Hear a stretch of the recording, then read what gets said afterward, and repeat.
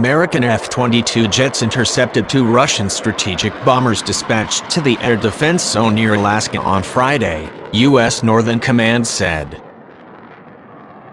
2 Tu-95 Bear bombers intruded into the 200-mile air defense identification zone, a DIZ, over the Bering Sea near the Alaska coast early Friday, said Navy Captain Scott Miller, chief spokesman for Northern Command and the U.S.-Canada North American Aerospace Defense, NORAD, Command.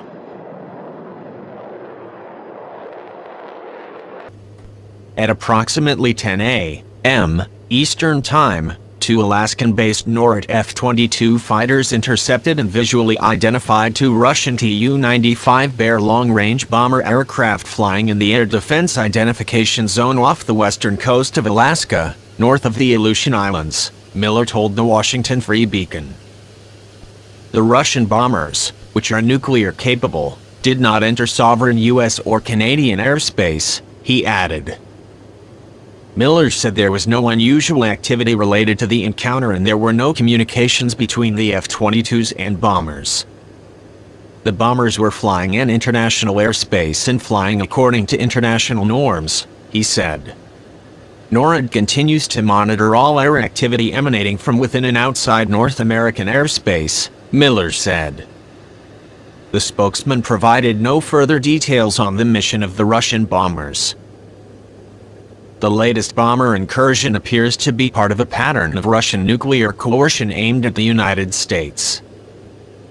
Putin's Russia is in the nuclear intimidation business and is willing to burn to lot unnecessary bomber fuel, not to mention the cost of refueling and additional maintenance hours resulting from the long flights just to make that point, said Mark Schneider, a former Pentagon strategic weapons expert.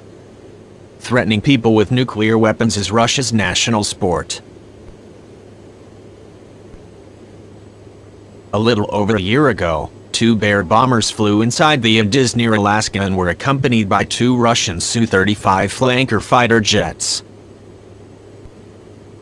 Alaska is the location of the Pentagon's Strategic Missile Defense Interceptor base at Fort Greely, Alaska, about 100 miles southeast of Fairbanks. Much of Russian President Vladimir Putin's anti-U.S. rhetoric has been aimed at U.S. missile defenses that he has asserted are being deployed globally to counter Russian missiles.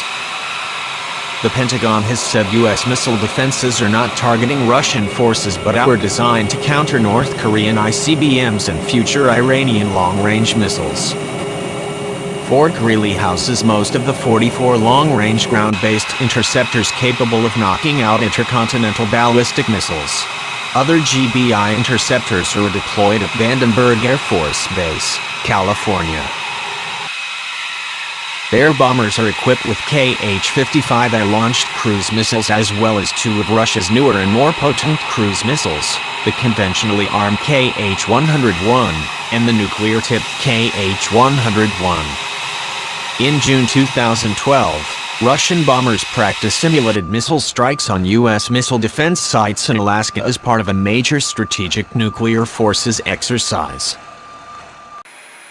Schneider, the former Pentagon official, said some recent flights by Russian bombers have been protected by fighters and others have not.